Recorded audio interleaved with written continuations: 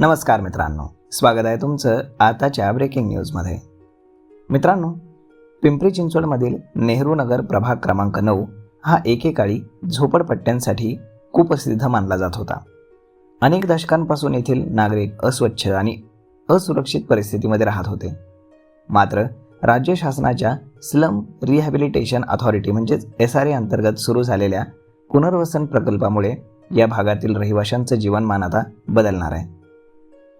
या योजनेअंतर्गत एकूण 2777 झोपडपट्टी धारकांचं पुनर्वसन करण्याचं उद्दिष्ट ठेवण्यात आलं आहे।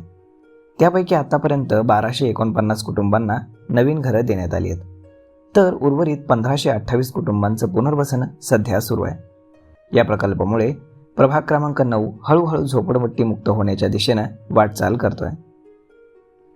या पुनर्वसन प्रकल्पाअंतर्गत यशवंत नगर, आंबेडकर नगर, विठ्ठल नगर, राजीव गांधी वसाहत, साईनाथ नगर आणि खराळवाडीतील भारत माता नगर यांसारख्या झोपडपट्ट्यांचा विकास केला जातोय।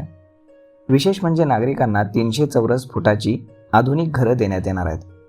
या घरांमध्ये पाणी, वीज, स्वच्छतागृह, पक्के रस्ते, लिफ्ट, सोलर प्रकल्प, कचरा व्यवस्थापन, CNG गॅस सुविधा, त्यानंतर सुरक्षा व्यवस्था तसेच अंगणवाडी यांच्यासारख्या सुविधा देखील उपलब्ध करून देण्यात येणार आहेत। यामुळे पावसाळ्यातील गळती, अस्वच्छता आणि आरोग्याचे धोके मोठ्या प्रमाणावरती कमी होण्यास मोठी मदत होणार आहे। नवीन घरांमुळे नागरिकांना सुरक्षित छप्पर मिळेल, मुलांच्या शिक्षणासाठी योग्य वातावरण, तर महिलांच्या आरोग्यासाठी स्वच्छ आणि सुरक्षित जागा उपलब्ध होईल। नव्यानं घर मिळालेल्या कुटुंबांनी गेल्या अनेक वर्षांच्या प्रतीक्षेनंतर अखेर आम्हाला हक्काचं घर मिळालं असं म्हणून आनंद देखील व्यक्त केला होता। दरम्यान विठ्ठल नगरमधील नागरिकांना तात्पुरतं नेहरू नगरमधील HA मैदानावरती स्थलांतरित करून पुनर्वसन प्रक्रिया सुरू करण्यात आली आहे। राज्य शासनाच्या या उपक्रमामुळे नेहरू नगर भाग हा झोपडपट्टी मुक्तीच्या दिशेनं एक महत्त्वाचा टप्पा गाठत असून रहिवाशांच्या जीवनमानामध्ये मोठा बदल हा घडून येतोय।